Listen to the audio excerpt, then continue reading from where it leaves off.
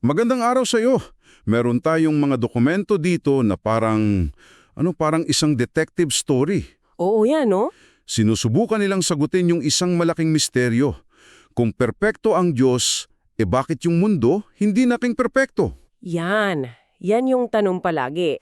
At yung sagot na nilalatag nila, nagsisimula sa isang kwentong pamilyar sa lahat, pero binibigyan ng radikal na bagong interpretasyon. Ang misyon natin ngayon, himayin natin tong buong plano mula sa dalawang Adan hanggang sa napakakomplikadong ideya ng tadhana. Tama. At ang pinaka-interesanteng rito para sa akin ay kung paano kinokonekta ng mga sulating to yung mga tuldok-tuldok. Mula Genesis hanggang Revelation, di ba? Oo. Hindi lang to simpleng paliwanag kung bakit nagkasala si Adan. Ito yung pagtatangka na ipakita ang isang, kumbaga, cosmic design na sumasaklaw sa lahat ng panahon. Okay, sige. Simulan na natin sa pinakaunang pyesa ng puzzle na to, yung konsepto ng dalawang Adan. Ayon sa mga source, ang unang Adan ay hindi raw siya basta nilikha sa hardin. Hindi. Ang sinasabi rito, nilikha siya sa isang lugar na tinatawag na Hades. Teka, Hades, hindi ba't pangalan yan mula sa Greek mythology para sa underworld? Eksakto. Paano yun? Ang laking pagkakaiba niyan sa kwentong kinagisnan natin. Dito pa lang, 'di ba, ipinapakita na agad na iba yung anggulo nila. Yung Hades dito, hindi yung lugar ng apoy na iniisip natin. Okay. Ang konsepto niya rito ay isang estado na hiwalay sa Diyos. Ang argumento ay nilikha si Adan sa isang neutral na lugar para magkaroon siya ng tunay na pagkakataong pumili. Kumbaga, blank slate. Parang ganon.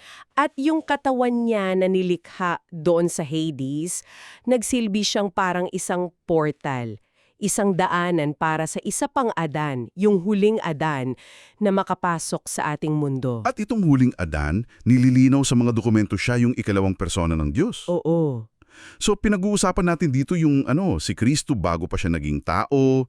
Pero bakit niya kailangan dumaan sa unang Adan? Ano yung misyon niya? Maraming bahagi yung misyon niya ayon sa pananaw na to. Una, para kumpletuhin yung imahe ng Diyos na hindi nagawa nung una. Okay. Ikalawa, at napakahalaga nito, patunayan na yung mga utos ng Diyos. Hindi imposible. Gagawin niya yon sa loob ng parehong kahinaan ng tao pero hindi siya magkakasala. At ang pinakamatindi sa lahat, ipinapakita siya ng mga source bilang ang mismong puno ng buhay. Hindi isang halaman, kundi isang persona. Wow! Teka, sandali.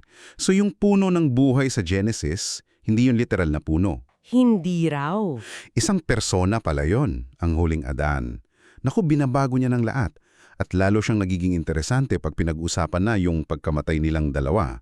Parang magkabaliktad, di ba? Oo, parang salamin. Namatay daw yung unang Adan kasi mas minahal niya si Eva kesa sa Diyos, isang uri ng pagsamba sa idolo. Pero yung huling Adan, mamamatay din, pero dahil sa pag-ibig niya sa unang Adan. Grabe, no? Isang perpektong paghahalintulad.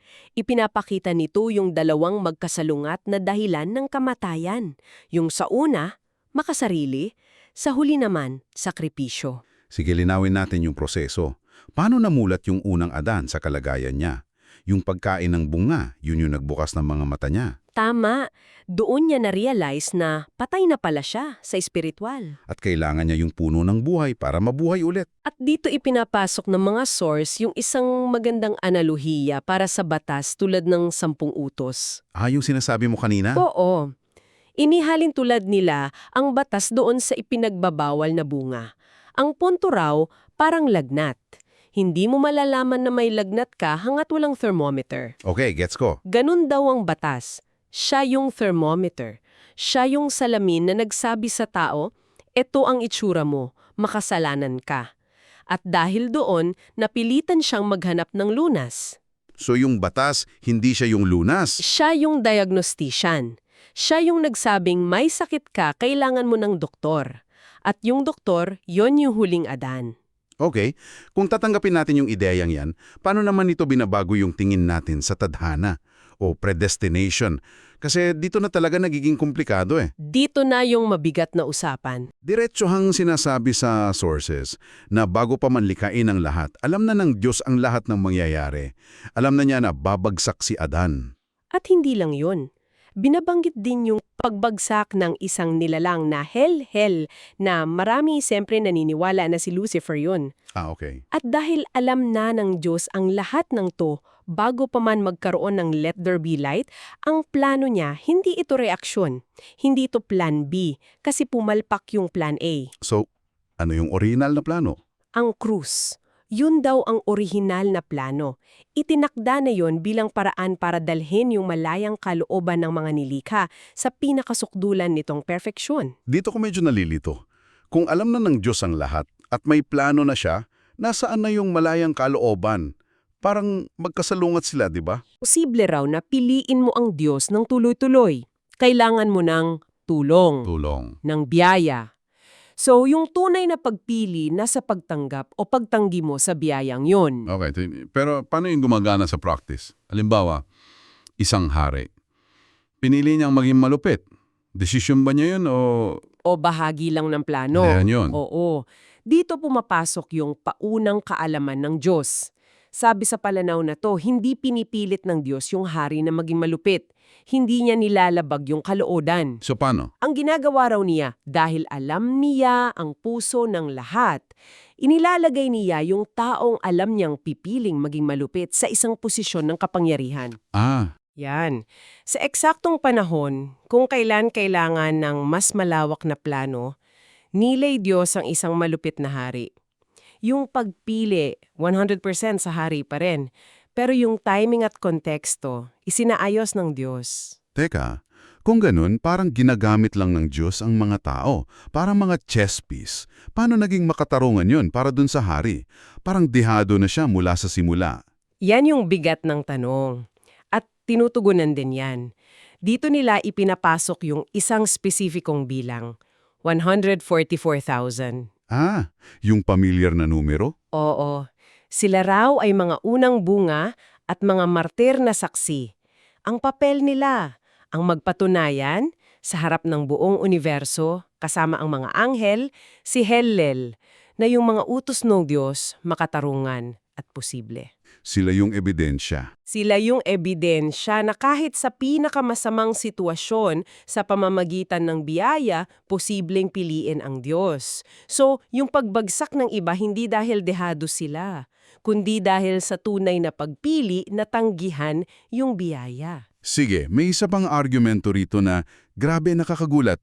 Paano raw kung may isang tao na kung bibigyan lang ng biyaya, tatanggapin niya, pero pinili ng Diyos na huwag siyang bigyan? Oo, isang hypothetical. Ang konklusyon ng source ay kung mamatay yung taong yun dahil doon, ang Diyos daw ay magiging isang mamamatay tao. Ang bigat, no? Grabe! Sobrang bigat ng salitang yan para gamitin patungkol sa Diyos. Napakabigat.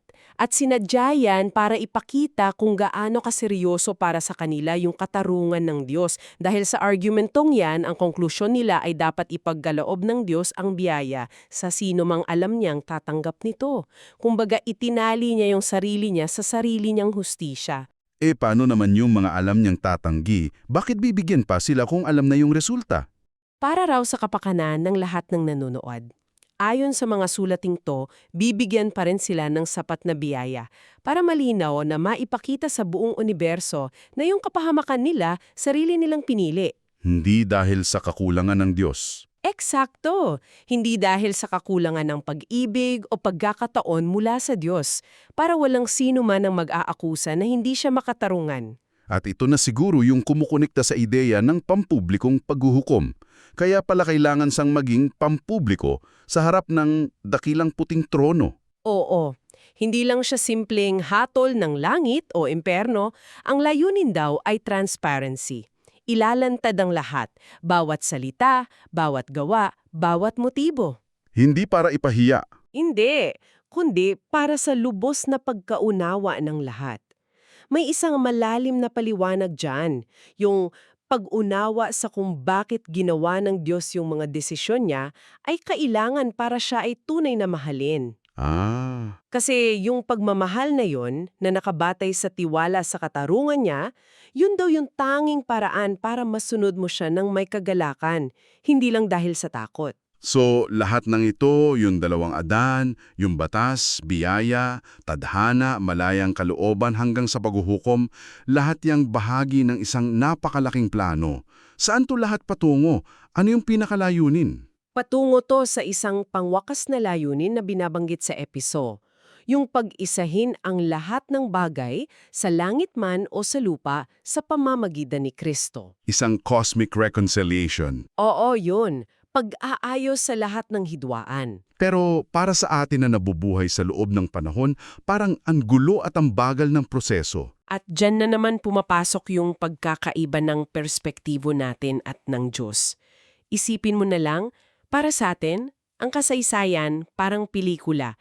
Pinapanood natin frame by frame. Oo, hindi natin alam yung susunod. Para sa Diyos, na nasa labas ng panahon, hawak niya yung buong film strip. Nakikita niya ang simula, gitna at dulo ng sabay-sabay. Sa pananaw niya, tapos na. Tapos na. Para sa atin, ipinapakita niya ng paunti-unti. Parang pagbubuklat ng mga pahina ng isang aklat. At sa proseso ng paunti-unting pagpapakita na yan, may binabanggit na isang instrumento, yung simbahan. Oo, at nakakagulat tong ideya na to actually. Sinasabi rin sa Efeso na sa pamamagitan ng simbahan, ipinapaalam ng Diyos yung karunungan niya maging sa mga anghel sa langit. Wow. Ibig sabihin, habang nangyayari yung drama ng kasaysayan dito sa lupa, yung mga anghel nanunood at natututo rin tungkol sa lalim ng pag-ibig at katarungan ng Diyos. Bawat pangyayari, nagiging aral para sa buong universo.